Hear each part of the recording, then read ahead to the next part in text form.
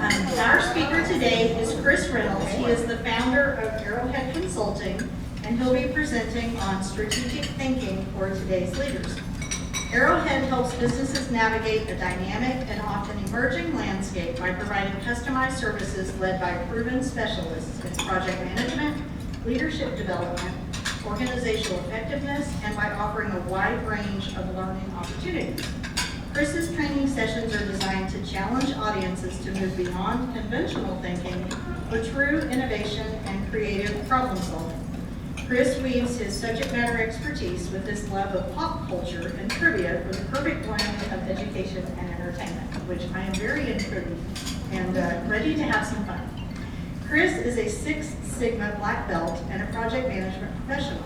He has been recognized for his work in setting up project management offices and was listed among the top 25 outstanding organizations for his work on TV Guide's project management office in 2008. He earned 2 bachelor's degrees, economics and business admin from Seminary College in Louisiana, and a master's degree in marketing from Oklahoma City University. He is currently an adjunct professor of project management at the University of Tulsa.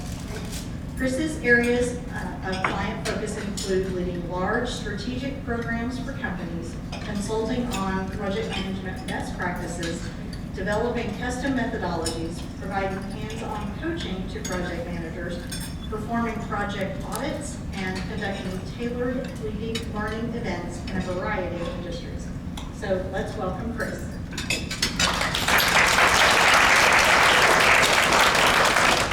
Can everybody hear me if I step away from the microphone? Okay, I enjoyed that better versus getting kind of stuck here. So thank you for that lovely introduction. I couldn't have written it better myself. So yes, I love to do engaging, fun, entertaining stuff. I know you guys are eating too. You probably didn't know you had to do a little bit of work as well, but I think it'll be fun.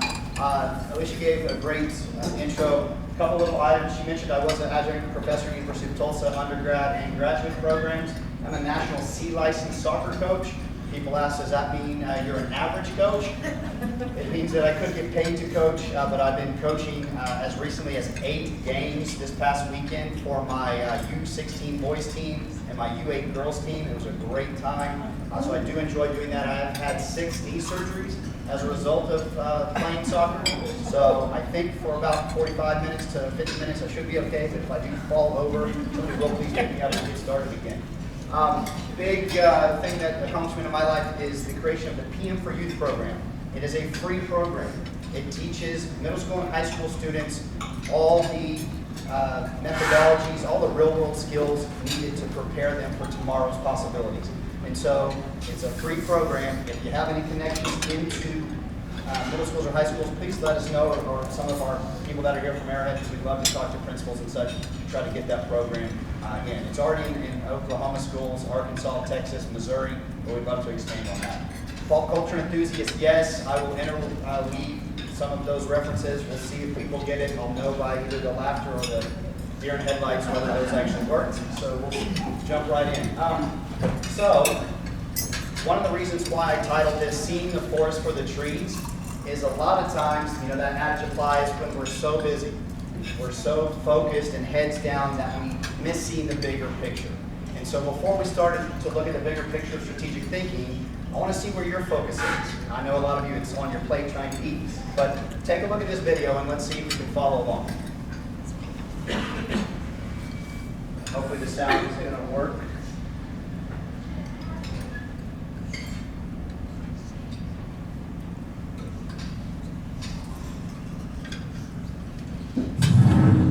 Pay attention. This is a test. Try to count the number of footballs, like this one, as they fly across the screen. You have 10 seconds. Ready? Go.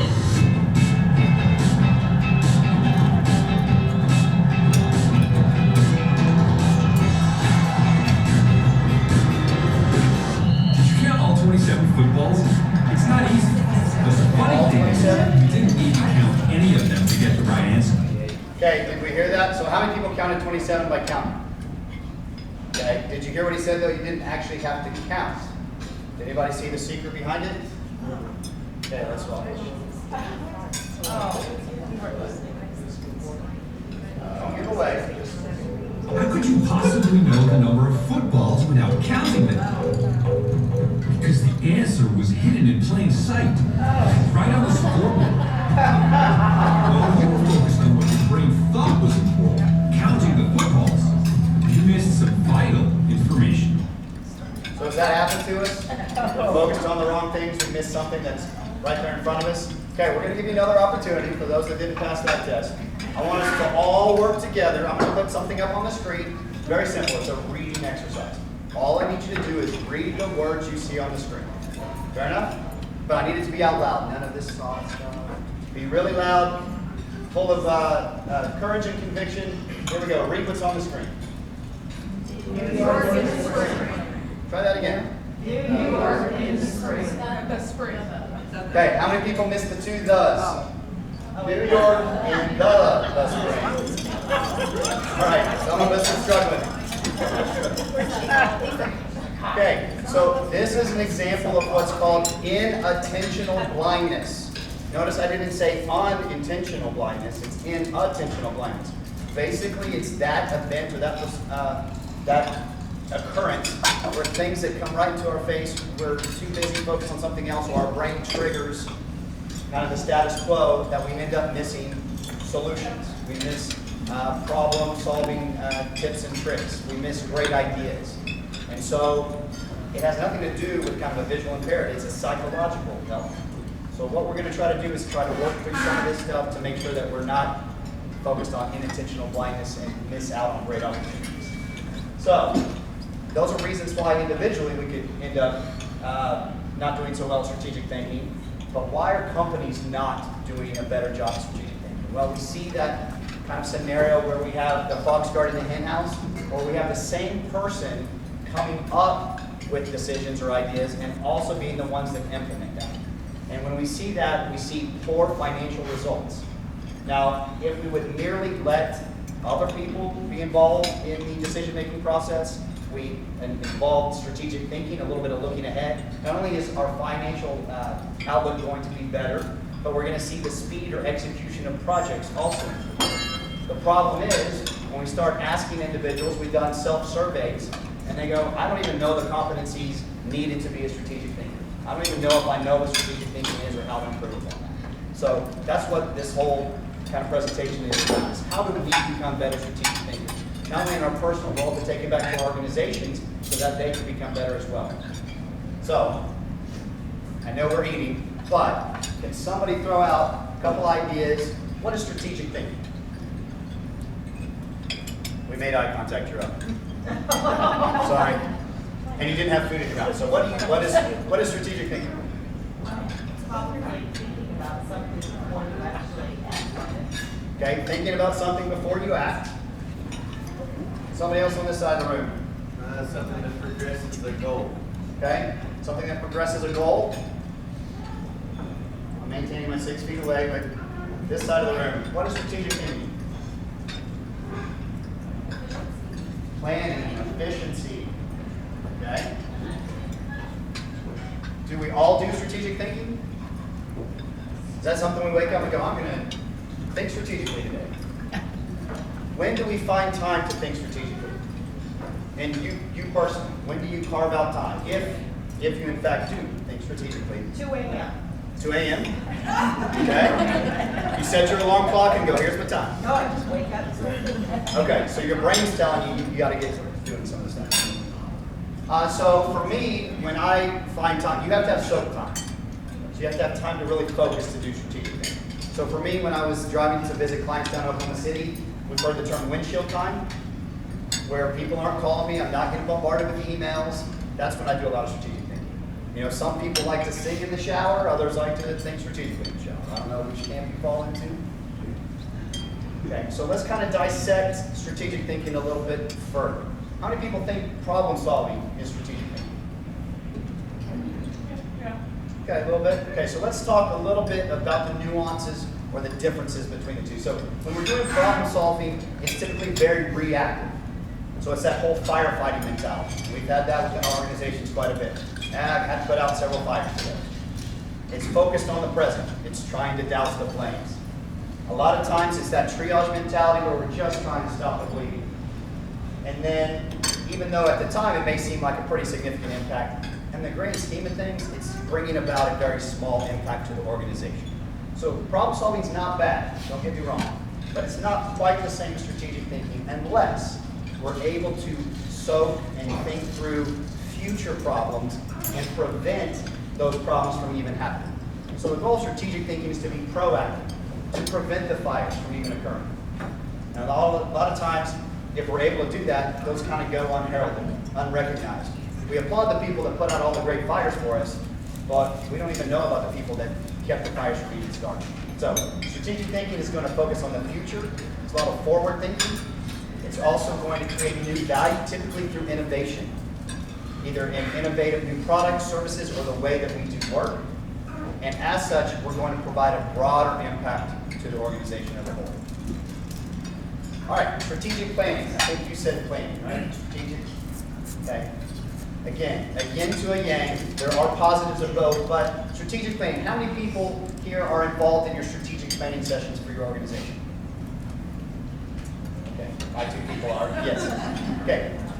Typically, though, a lot of us aren't invited to the off-site retreat to go plan the events for the organization. So it's typically a once-a-year activity. We're really focused on the next year at hand. Sometimes we'll do 2 or 3 year look-aheads, but it's still looking at kind of the what. What do we want to accomplish? And it's generally brought about by the executives of the organization. Well, strategic thinking isn't just a one-time event. It should actually be a day-to-day mindset. And we're going to look, like we said, into the future. We're going to look at the impacts, the solving of problems to make the company grow as a whole. This is where we can look at innovation. Strategic planning, yes, we may put a little budget line item for innovation or new ideas, but what happens in a recession? We generally cut those ideas. We circle the wagons to try to make sure that we can stay afloat. COVID has taught us that. The way I describe it, strategic thinking is taking the what of the strategic plan and saying, how are we going to accomplish it? We talked about earlier, if the executives are the ones coming up with the ideas and implementing it, it's already proven it doesn't work very well. So yes, let's get everybody involved as much as we can in the strategic planning process and the strategic thinking process for how we're going to execute against that plan. All right, creative thinking versus strategic thinking. Some similarities, does one come before the other? Are they the same? The 2 previous slides I taught you, no, they're not the same. There's a little bit of a difference. So creative thinking for me, it's good for immediate problem solving. You know who the best person at doing this was? MacGyver. You guys know MacGyver? Man, in an hour he could take, bubble gum and a toothpick and get out of a locker room. It's pretty crazy. So creative thinking is important. We're going to talk about it in just a second. I'll put some stuff on your table to kind of showcase your creative thinking. We'll see how you did. If you want to start doodling now, we'll see what you did in just a few minutes. But creative thinking is going to be helpful as we start to execute or build that strategic plan. But generally, the strategic thinking element of it and the creative thinking don't go hand in hand. So, I mentioned soak time. There are similarities in that it takes soak time to be strategic. A lot of times it takes soak time to be creative. That's why we gave you these little, what we call doodles on your table early on when you first arrived, so you would have a little bit of time. I'll show you a little bit of video to see if we're, taking or making the time as these creative folks here.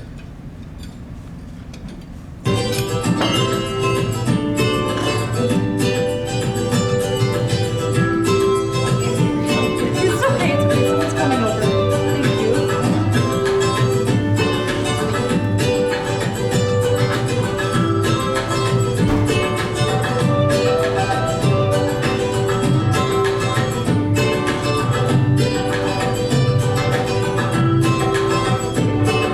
Thank you.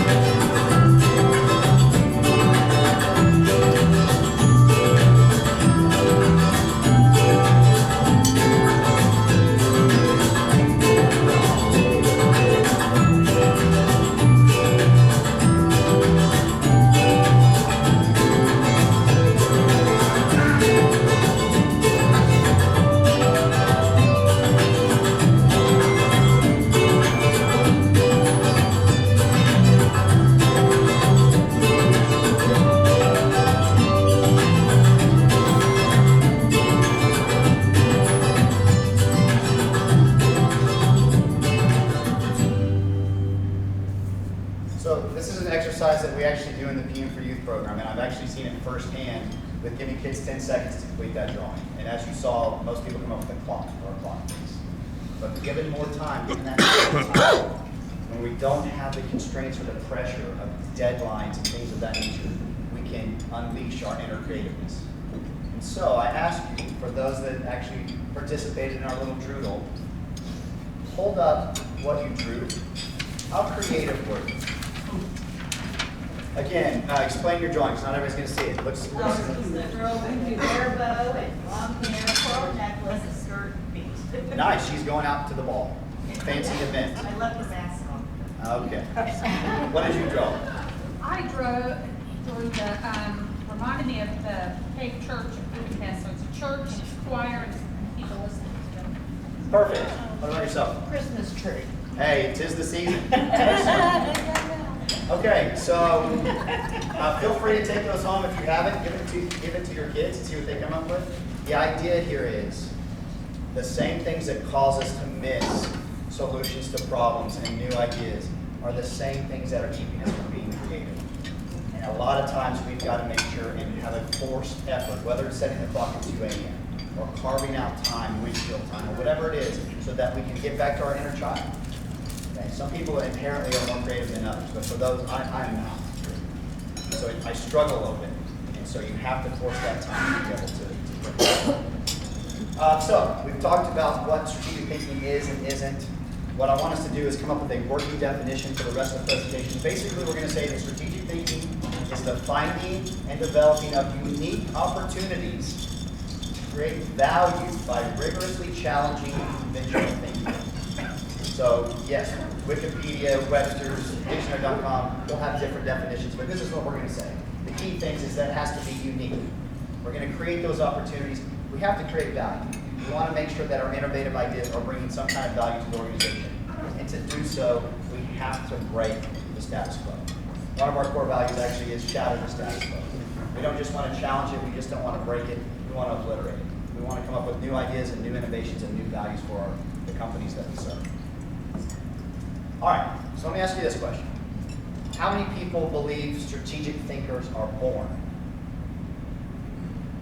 Okay, how many people think that strategic thinkers are made? Not skinning up. Those are the only two choices. You got to pick one at a time. Okay, so the majority believe that strategic thinkers can be made. Let me throw this question at you. Do you believe generationally a generation can do it better at strategic thinking than other generations? So think through that. Don't answer. I'm not going to put you on the spot yet. Think through that and let's watch this video.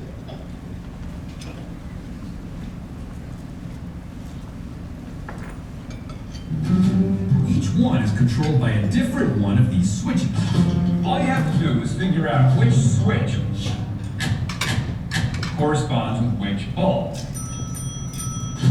Label bulbs 1, 2, 3.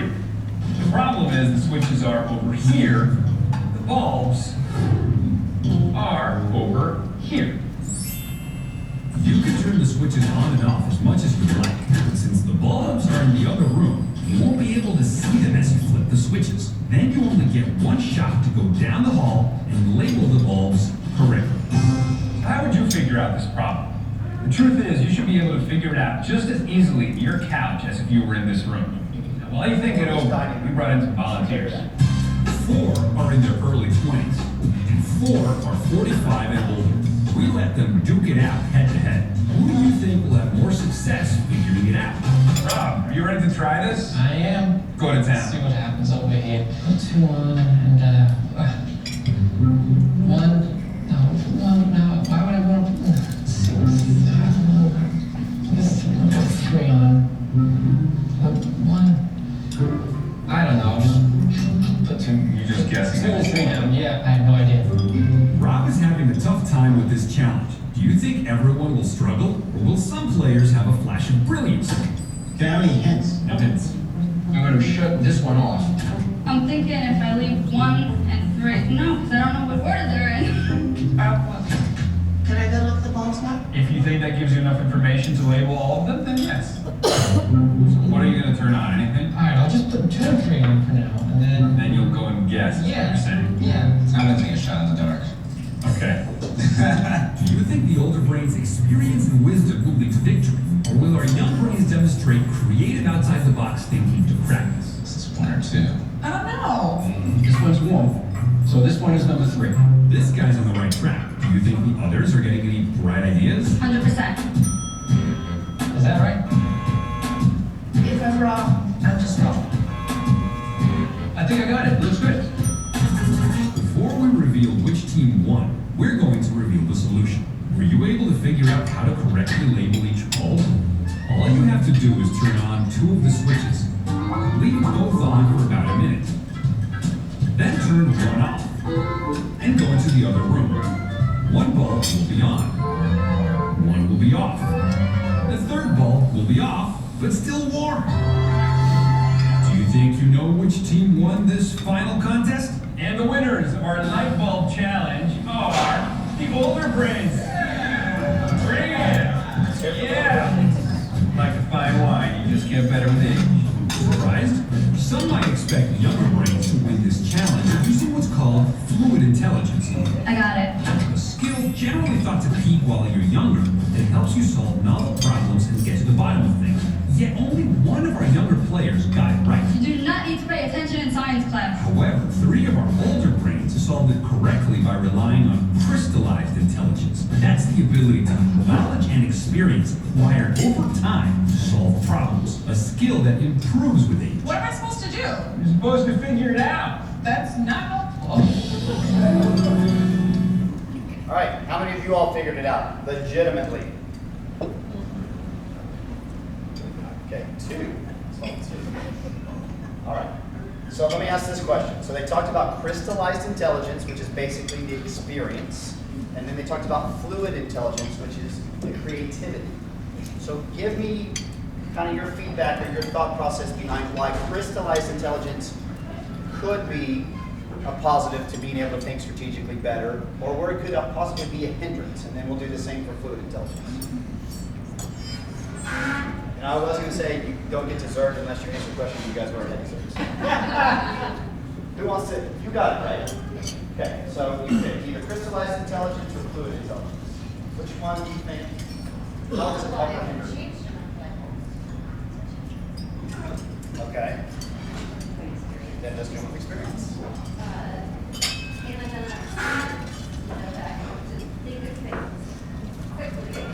Okay. Which is still experience, though. Okay. So what am I thinking? I was just looking for kind of reasoning behind why one would maybe help you become a better strategic thinker, or where it could be a hindrance. So you explained why experience, we rely on experience, and that can help us be better strategic thinkers. But tell me why crystallized intelligence could be a detriment. Sure.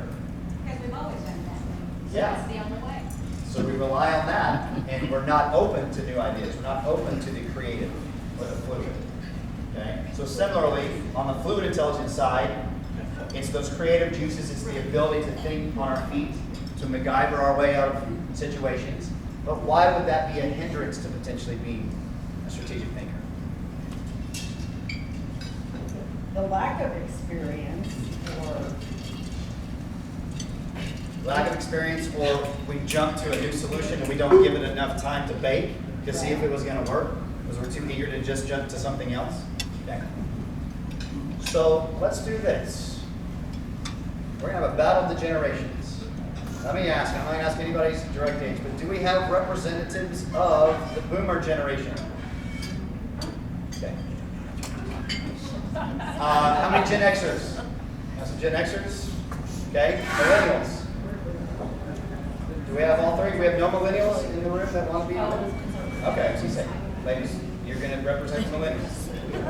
All right. So they're going to tell you this in the video, but basically all you have to do is count. Okay? No hard math, no equations. Count the number of people that flow in and out of this house, and at the end, you just have to tell me how many people are left in the house. So I want you to commit to it. I want you to write it down. Okay? And we're going to see how well the generations did. Here we go.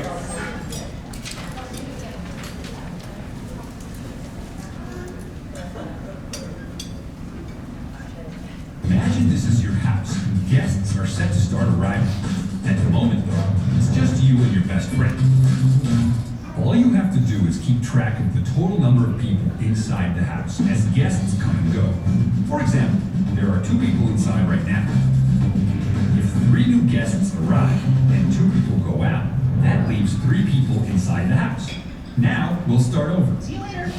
But don't forget to count you and your friend inside the house as you keep track. Got it? Ready? Go.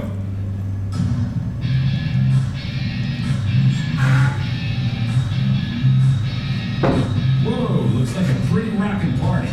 Can you still keep track as people start to leave?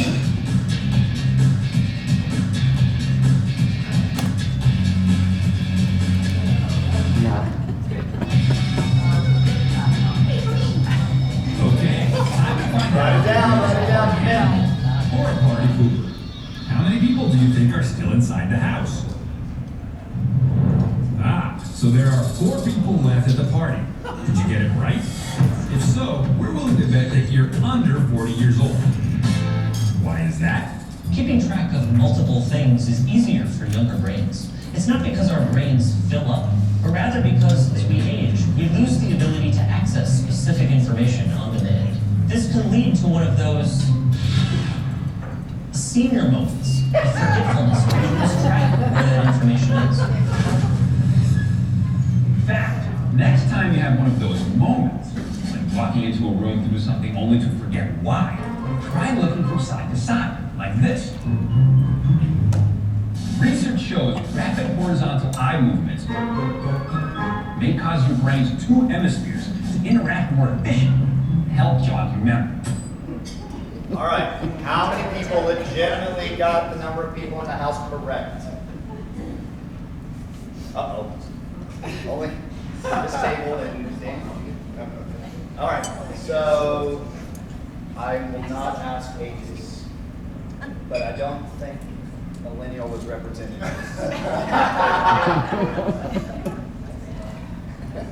That's okay. So, anybody had those senior moments? I actually had one yesterday when I walked in. Couldn't remember what I was trying to think through. And I left the room and I did the little trick and then I came back and remembered what I did. So if anything, you learned a fun trick for when you have those senior moments. That's the only thing you learned from today's session. So, I want to kind of share some things that we can all do to become better strategic thinkers. First is called cognitive reshaping. It literally means retraining the brain, coming up with mental exercises to retrain your kind of cognitive thought process. And there's 2 different examples of that I like to use. One is called going to the balcony exercise. It was derived from William Urey's negotiation book, Getting Past No. And what he suggested was, in times of stress and a lot of stuff going on, is take that mental walk, that journey out to the balcony to kind of just recollect your thoughts and think through what it is you're really trying to gain out of the situation and come through with some ideas for how to execute against that. Being able to do that allows us to move across levels of abstraction. Another one that I do quite a bit and have done it quite recently is called the architect's exercise. Basically what that is saying is anytime you go into a house or a new office space, you're mentally creating pictures of how it would perform better, look better, a place to live or work. And so I've used this. I own a few rent houses. By the end of this year, I will have had 3 tenants who have vacated the rent house. And the deal I made with my wife is after these long-term tenants leave, we'll sell them. But I've got to go in there quickly and kind of envision what that's going to look like. If I have to knock down a wall, if I have to put in granite, if I have to do X, Y, or Z to quickly get it back in the market to capitalize on a hot housing market right now. In an office space, we just moved into our new office space. Should have been October 1st, we got in about the middle of October. But throughout this whole process, we went in and we had to knock out a few walls. We had to decide where people were going to sit and if it was going to be conducive to kind of the workflow that we had. So this architect's exercise allows us to create vision in the building. What you don't want to do is go into, if you're going over to a friend's house, a new friend, you don't want to immediately start telling them how they should change their house or their office. That doesn't work well. Case-based learning. You guys ever taken or read through the Harvard Business Review or read some of the cases that they have there? So very great, HBR.org is a great place to go to find cases. I would suggest, though, that you don't pick a case or a study around an industry that you're very familiar with, because then we have some of that crystallized intelligence or that experience that tends to play favorites in some of our decision making as we're trying to read through that. But pick something that is familiar. Don't pick something that's totally off the wall that you've never seen or studied before. So one that we like to do in our strategic thinking class is called the Cola Wars. Everybody is fairly familiar between Pepsi and Coke, and kind of went on with some of the times they had back in the 80s, the Pepsi Challenge and all that. And so it's a really good case study that you can read. They provide questions that you can think strategically through, and then we like to apply an exercise where you represent one of the organizations and you come up with a new product and a new strategy for the company to take into a new direction. So being able to do that, I recommend maybe doing a brown bag lunch or something, where you get people together instead of an Oprah Winfrey Book of the Month Club, do your case study of the month club, and download that, and share that, and then kind of start talking through that with one another. Conduct simulations. This allows us to create manageably complex environments where we can really kind of test out theories. We do what-if analysis, we look at cause-effect relationships, and it makes it a little bit safer than trying to execute a decision out in the real world. In this particular case, during simulations, if we go down a path that it ends up at a dead end or doesn't work out for us, we can wind things back and start again. So my pop culture reference here, anybody seen the Nicolas Cage movie Next? Good, I have a couple people have seen it. I was gonna say it's not his best movie, but I don't really know what his best movie is. So Next, so we'll educate folks. Which one? Yes, Raising Arizona, Leaving Las Vegas, maybe. Okay, this one would not be up there probably. But basically what he does is he's got the ability to see into the future and act things out. And then, you know, if he walks down, there are people that are chasing him and things like that, and he'll turn a corner and somebody will shoot him and he'll like, oh no. And he gets to back up and rewind and do it again. I don't recommend putting it in your Netflix queue, but it is a simulation. It kind of depicts that whole thing of trying out scenarios, seeing how they would work or don't work, and then adjusting so that we don't have to actually throw that over the wall and try to see if that decision works in the real world or not. Find a mentor. So strategic thinking is an art. So just like trying to learn any art, it's good to find somebody that you believe and kind of embodies those skills, those capabilities. They may not even hold themselves out to be a strategic thinker, but if you kind of notice the way they walk, the way they talk, how they always seem to have a plan for the future, they're always kind of thinking through things versus just kind of dwelling in the moment. Saddle up to them and ask them, hey, what do you do? What do you get up at 2 o'clock in the morning to think strategic items. Find those people, ask them questions, great way to, again, improve your strategic thinking skills. So those are things that we can do on an ad hoc basis. These are a couple things here that we should be doing on a daily basis. So similar to that inattentive blindness, the goal here with observing and seeking is pull our heads out of the sand, like the ostrich. Make sure that we're keeping abreast of things that are happening and going on in the world. Coming to events like this where you have like-minded peers where you can share ideas with. If you're not on LinkedIn, I encourage you to get on LinkedIn. Join some of those groups that are there. Follow some blogs, write some blogs. But stay on top of your social network and keep your finger on the pulse of what's happening in the industry so that you're able to end up asking some questions. Okay, so following conventional wisdom or the consensus allows us to avoid the head shakers and the naysayers, but we lose competitive advantage when we do that. So strategic thinkers challenge the status quo. They ask questions. Now they do it professionally, of course, but we want to make sure that we're using tools like the 5 whys. You've heard of the 5 whys? It's not just our kids going why. It's where we're really trying to get in, find the root cause. So we're not just treating symptoms of the problem. We really find the root cause of that problem and eliminate it altogether. All right, so let me ask you this. All this sounds easy enough. We should be able to do this all the time. What's keeping you from thinking strategically right now? Not like right this minute, but in the proverbial now. What's keeping you from being more strategically focused? Deadlines, so the pressure of time. What else? Busy with everyday work. Yep, having to do more with less. Okay. Habits. Good. So actually, all these things that get in our way, and they're not all necessarily bad. We have 3 kids, 2 that are actively in sports. We're constantly driving people to sports. All those things that get in our way a little bit to being able to think strategically is what we call the circle of habit. It's kind of like that hamster on the hamster wheel, just going around and around and around. So a few other things that often get cited as reasons for blocking us from being strategic thinkers. Apathy or boredom. I just really don't care about thinking strategically. I don't have time for it. An outdated company culture. It is what it is, and that's the way it's always been done. I hate that. How many people hear that in their organizations, or have heard it? Okay? Will Rogers, famous Oklahoman, said, even if you're on the right track, you'll get run over if you just stay there. It is what it is, and that's the way it's always been done, are purely obstacles to innovative and creating new value. Saying yes to too many things. Inherently, we're people pleasers. Right now, a lot of times we're trying to protect our jobs as well. And so if somebody comes by and says, can you take this on?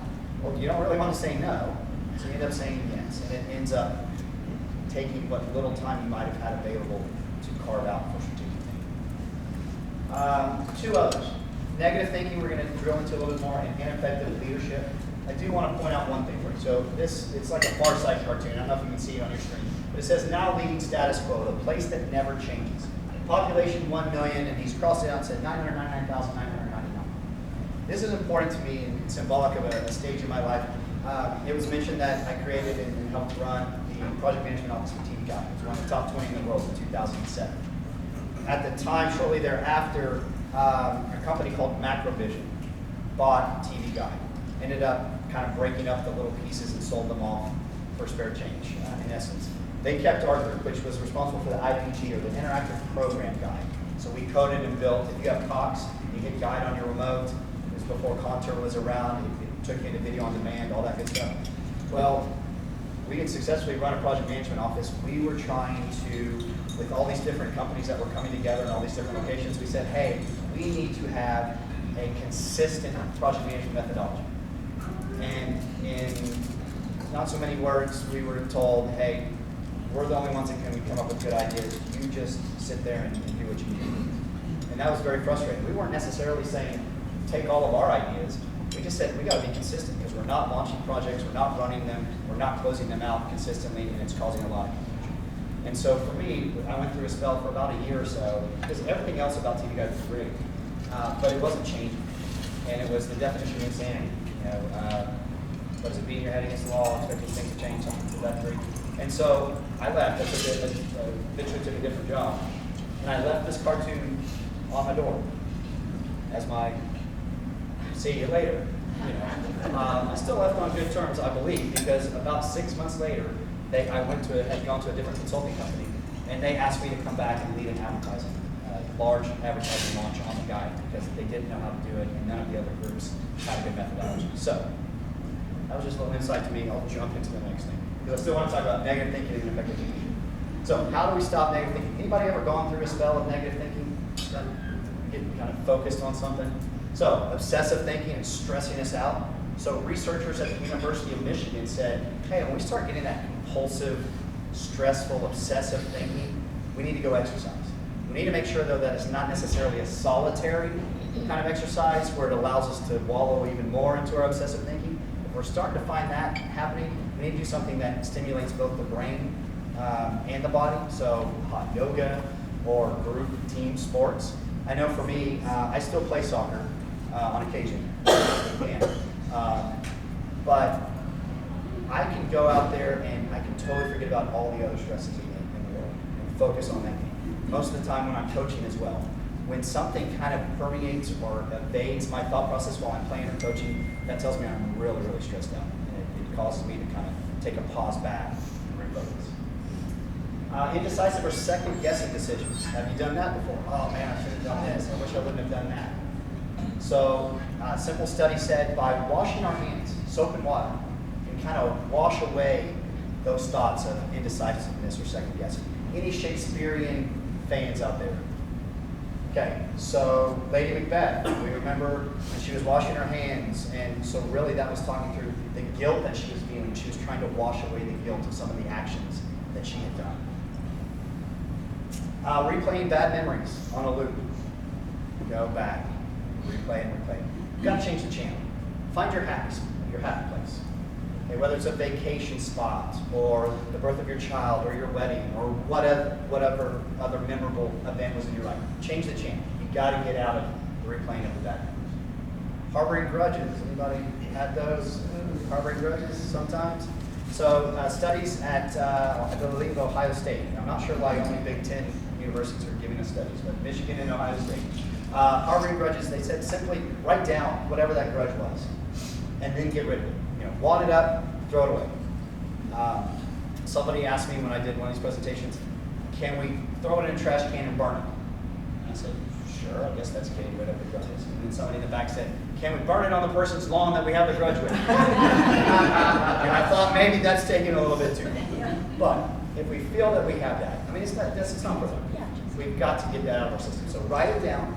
Same thing when we want to write and fire off that email, and we say, let's write it down and sleep on it. I've had people say, let's just type out the email as long as we don't put the person in the two-line, because invariably you'll hit send and it's all there's a world of hurt after that. But wad it up, get rid of it, and then it's easier to let go and move on. So ineffective leadership. How many of us have ever had to work for somebody that we felt was ineffective in what they did? I won't ask if it's your current boss or something right now, but important to me. A study was done last year, and it was something like 60,000 executives were surveyed across 142 countries, and I think 24 different competencies or capabilities to really try to figure out what makes an effective leader.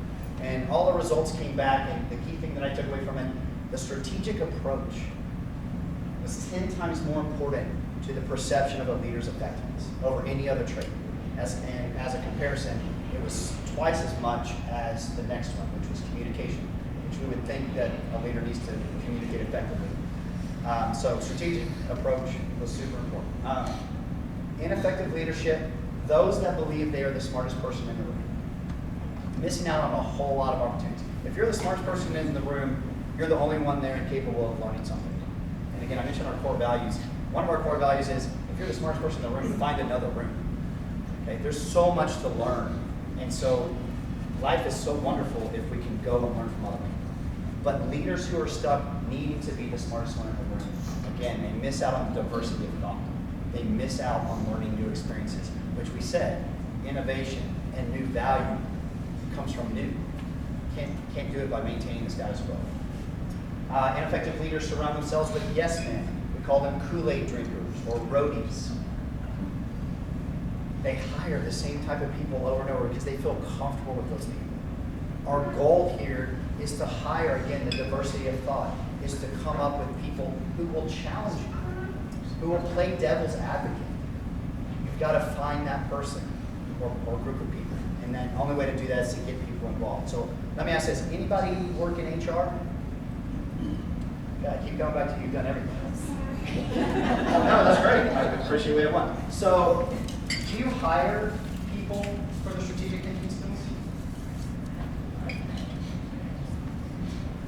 Okay. So, rhetorical question. Okay. How would you hire? Because we have job descriptions, we have levels of expertise, we have years in the field, we have certifications. But how many people have seen job descriptions that say we're hiring strategic thinkers? And how do you know? And I'm eager to hear. How would you hire? How would you find out? We agree that it's important that companies have strategic thinkers, right? And it's not just executives that should be the strategic thinkers. So the first question is, why don't we hire for strategic thinkers? And then, if we do or should, how do we go about doing it? Any tips or tricks on how to hire for? Yes. I don't know if it's, but just for me, I think you can tell whenever you're speaking to a candidate just by the way they talk about previous projects and how they contributed, what their impact was. You can kind of tell just by how somebody talks about their job or their project, where their mind is, where their goal is, and is it on the overall benefit. I think it's just something you kind of have to pick up in conversation. Okay, and I appreciate you giving us that tidbit. I would challenge it a little bit to say if they're focused more on the past, they're not showing me that they're strategic thinkers. If they talk about the future and what they can do for an organization, and I'm not okay if they use their crystallized intelligence or their experience to show what they did in the past and how it's going to translate to the future, but they got to talk about the future for I'm a recruiter, so this is very helpful. Thank you. So, what really dawned, it's shown a light for me. How many people watch the show Survivor? It's like on season 87. Any Survivor watchers out there? Have you watched Survivor? It's one thing you haven't done. Okay, good. You watched it? Okay. So Survivor Australia, second year. I tried out for Survivor. This was before I was married. This was before knee surgeries, etc. I was super stoked. I was the second alternate to Survivor Australia. I lost out in the regional to Colby Donaldson. You remember Colby? I still talk to my therapist about that. So, second alternate, you're like, yeah, big deal. So, second alternate. No, I mean, you could legitimately go because by the time they bring you in to when they actually start filming, one lady, not in my season, ended up getting pregnant. And so they had to go to the first alternate. You could have somebody back out. You could have somebody, unfortunately, pass away or whatever. So, second alternate, I was pretty close. But when I did the interview, you had to send in a video, and then they picked other videos that then come do interviews. And so I went to Dallas, and the question they asked me, because we talk about strategic planning, is the what. The what is, what do you want to do? Well, I want to win Survivor. But they instead said, you've won Survivor, you've won the $1 million, how did you do it? And so the how, that's why I equate strategic thinking to the how is, how did I do it? And you have to think through that process, forward thinking, future thinking, to be able to do that. So I would say if you're going to start questioning for strategic thinkers for your organization, ask how questions, not what questions. Ask for future type of thing and see what their thought process is. Now you can ask, we say creative thinking is a little bit tied to strategic thinking, problem solving. You can give them some fun little exercises to see how their brain works. But how questions and future related questions, for me, is how I start looking through strategic thinking. So we talked about ways to break some of these things that are keeping us in that circle of habit. One of the simplest things is just stretch our boundaries. Just try something new. A lot of us have been cooped up in our office. It sounds like for Des and Derrick, this was our first in-person meeting. We can see people in person. So try something new. Let me ask this. How many people have ever went skydiving? Skydiving. Awesome. So you know that you don't need a parachute to skydive. You need a parachute to skydive twice. All right, so we don't have to go as crazy as doing skydiving. But I want to tell you an example. So I mentioned the PM for Youth program. I actually built it for, at the time she was a 5th grader. She's now 21. She's at the University of Arkansas. She came home and said, Dad, why do I have to learn state capitals? I can just look on Google. I'm like, you're right. Are we teaching the right things? So that embarked me, or put me on my journey to create the PM for Youth. Fast forward 3 years. She just graduated middle school. And I presented, or was asked to go present at a conference in Salt Lake City. And they asked my daughter to go with me. I was like, that's so awesome, because they wanted her to speak on it as a recent graduate. So we went to Salt Lake City. We did a presentation. She was amazing. She was great. And so I said, well, what do you want to do afterwards? And I thought, teenage daughter, she's going to want to go shopping, or we're going to go to a movie. She goes, Dad, isn't this where the 2002 Winter Olympics were? Which is correct. Plus for her for knowing sports trivia. But she said, there's a bobsled track, and we can actually go and do the bobsled track. Okay, that sounds fun. So we went, and yes, you could. You could go on the bobsled track. I believe we were only going maybe 45 miles an hour, but we're in a bobsled. There's an actual driver in front of us, and then it was me, and then my daughter, and the person to anchor the back. And I was glad I was in front of her so she didn't see my face as we were taking these turns and going all that. But we got out of there afterwards, and we high-fived. It was so amazing. It was something new that we will always remember. If we had gone to a movie, I bet we wouldn't have remembered the movie we went to. If we went shopping, I bet none of us would have the clothes that we had back then. So try something new. Break out of that circle, that rut that you may find yourselves in. A lot of times right now, it's come home at a certain time, we eat the same kind of dinner, we watch our Netflix queue, whatever, we read the same kind of books. Break out of the mold a little bit. Okay, so I want to wrap up with making a case study for strategic thinking. I'm going to give you some clues about a company. Now, people from my organization do not shout this out, but I want you to, as soon as you believe you know the company that I'm describing, I want you to shout out what company I'm talking about. And then we're going to talk through how they turn themselves around through the use of strategic thinking. So, company was formed in 1932. Who's got it?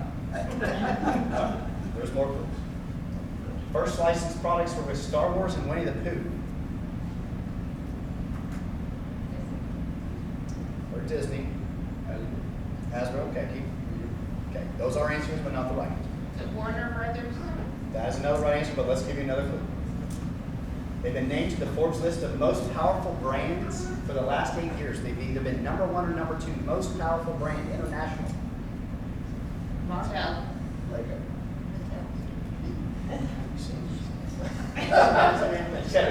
I know, yeah, the industry. You have to go inside. Been in the top 3 of the world's most respected companies 10 years in a row, and became the world's most valuable toy company in 2013. Has never looked back. Lego. For Lego. Somebody said Lego back there. Good job. Yes. Okay. We all know what Lego is, right? I don't have to give you the whole complete backstory about Lego. Okay. So they had some rough seas. I mean, Lego's been around for a while, and you've heard last 8 years, last 10 years, but before that, really in the late, let's see, got my day, I want to make sure he leaves up. 1988, it really started a period of stagnant growth when their patent for their interlocking brake expired. What happens when your patent expires? Low-cost competition comes in. And Lego had been the big gorilla in the room, and nobody could touch them. And then all of a sudden, without a flurry of ideas, they couldn't do anything. So they said, hey, let's just throw a whole bunch of products out of the marketplace. That's how we're going to grow our way back into success. And so they did 5 different product lines with 3 different products within each line, but none of them really stuck. And one of the analysts said it created a lot of busyness, but not a lot of good business. And so what they also saw with the complexity they had 11,000 suppliers. 11,000 suppliers. You saw my little Lego jet take off. That's more suppliers than what it takes to build a Boeing airplane. They changed from their 6 original colors to over 50. They went from 8,000 brick types to over 14,000. And where this became a problem is a mold for one of those brick types costs about $50,000, which may seem like a lot, but you can get about 60 million bricks out of that. So it's virtually nothing. Well, they started to introduce all these specialized pieces. And these specialized pieces could cost upwards of $1 per piece. And so they were having to raise the prices, which nobody really gets excited about raising prices to buy products. So this complexity was not helping. And their quality standards still are a little bit crazy. So their quality element, you could only have a variation of 2 microns. Now, just to put it in perspective, the width of a human hair is 100 microns. And so you couldn't be off by more than 2 microns, or it was a defective product. And so they were operating at 18 defects per million, which is between 5 and 6 sigma, if you're familiar with 6 sigma terms. To put it as another perspective, the CIA is very proud of the fact that they operate at a 4 sigma level, which is 99.4% accurate. And we're talking Lego, a little brick, is operating at 5 to 6 sigma. So it was causing some supply chain challenges with all those producers who were having to adhere to the quality standards that Lego was implementing. Continuing the tale of woe, the management team was kind of stuck in neutral, operating in silos, not sharing of information, a lot of tribal knowledge. They were doing, as TV Guide was doing, the same functions but differently. And so they were not capitalizing on efficiencies or being very effective. They were started in Billund, Denmark, and they wanted to keep all the work there. It was a very high-cost economy there, and they weren't willing to spread their wings or get the diversity of thought. They were only hiring people that had been in that country. No direction, no focus, so there was no push for being innovative or coming up with new ideas or, again, getting that diversity of thought. Lessons learned, we've heard that term, or postmortems. They really didn't welcome lessons learned. They had a very strict manager who ran kind of the production line. He would allow, after a failed product launch, 30 minutes to talk through it, and then it shall never be spoken of again. And so, again, we're not really learning from our mistakes. And when that happens, history and bad history tends to repeat itself. So things started to change with the hiring of their new CEO in 2004. Jorgen Nordstrom, I believe is how you pronounce it. He stayed all the way through 2017. So you saw resurgence. You saw a lot of this stuff happen over the past 16 or so years. And how they went about doing it, a few things. Fostered open collaboration. They said, we're not the smartest guys in the room. We're going to go find another room. what I really applaud about this is they created online communities. And so they would simply throw out a theme, and they may say a pirate. And then everybody there would design kits. You've seen the Lego kits. It's not just the blocks, but the kits.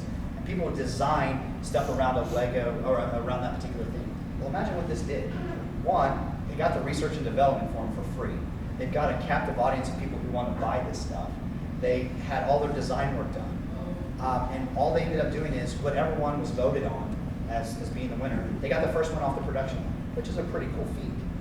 But they got all of this just by being willing to collaborate outside of just their own little circle. Heading for blue ocean markets, what that means is let's just not try to improve our existing products. Let's shoot for the fences.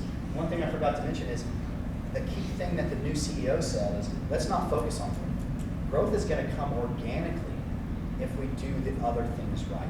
And so he said, let's focus on the system of play. And you saw when we did the video on creativity, it talked about playfulness allows us to be more creative. So he said the system of play, how do people use our Legos? And he said, as long as we keep the brick as the unifying element, no ideas off the table. And so even though we're going to go chart ourselves for blue ocean markets, we've got to keep the brick as the unifying element. So first thing they did was head for Hollywood. They partnered with Steven Spielberg.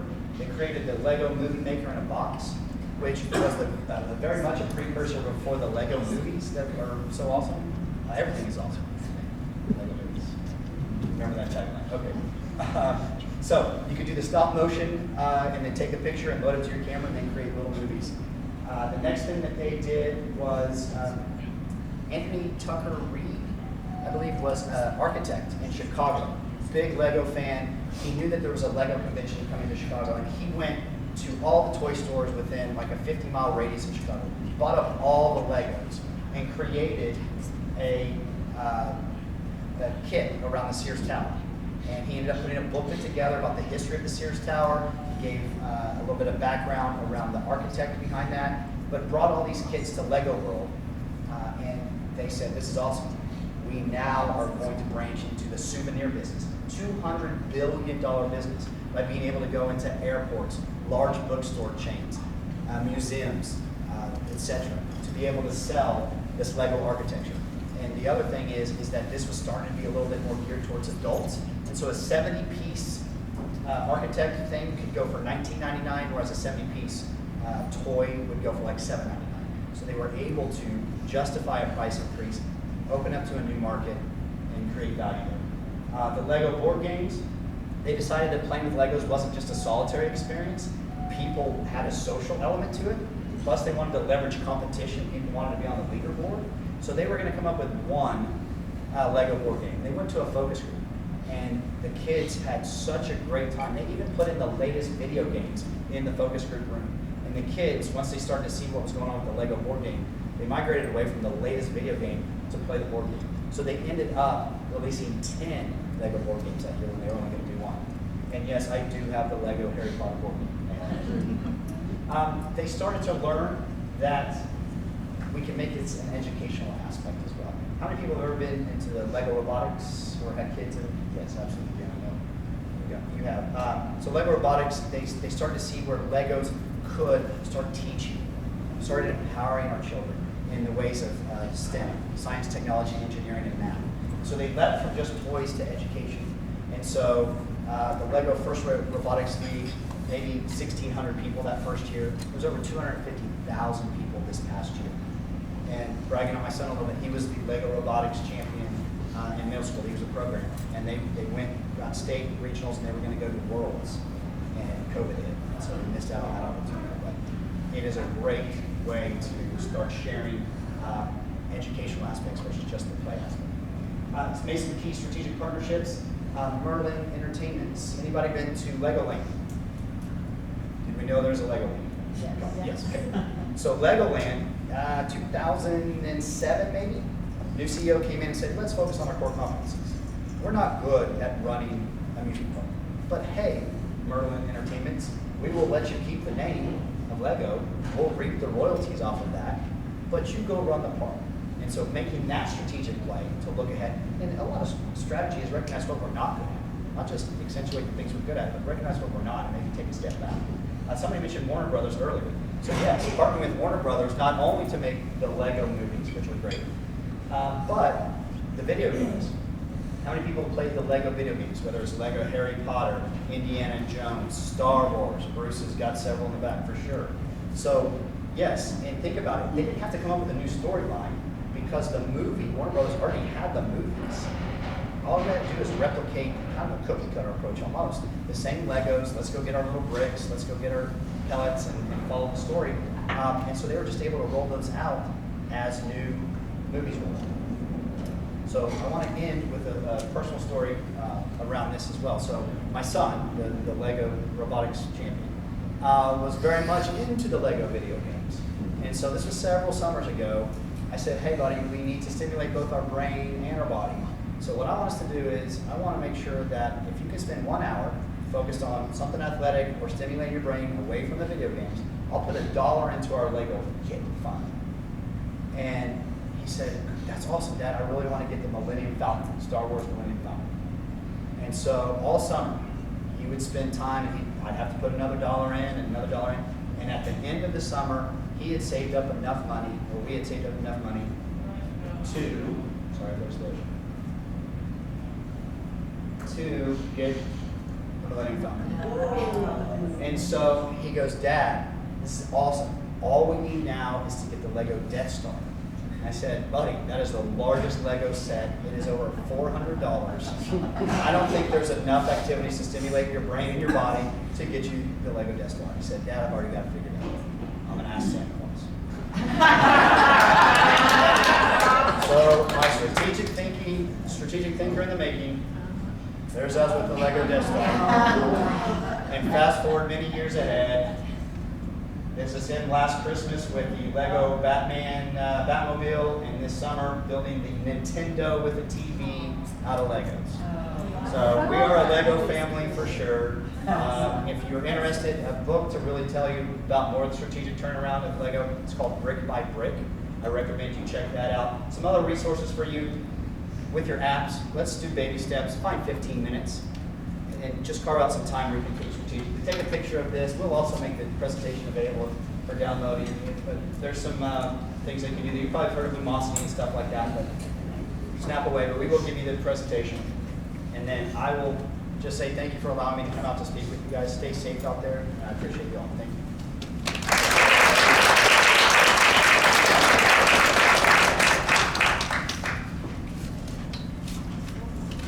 Okay, Kris, thank you again for coming today and bringing your team.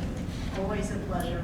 My takeaway from today is that you're the smartest person in the room. Find a new room. So that's pretty amazing. You would come back up. Okay, I'm sorry. The Desk and Derrick Club of Tulsa will be making a donation in your name to the Association of Desk and Derrick Clubs Foundation.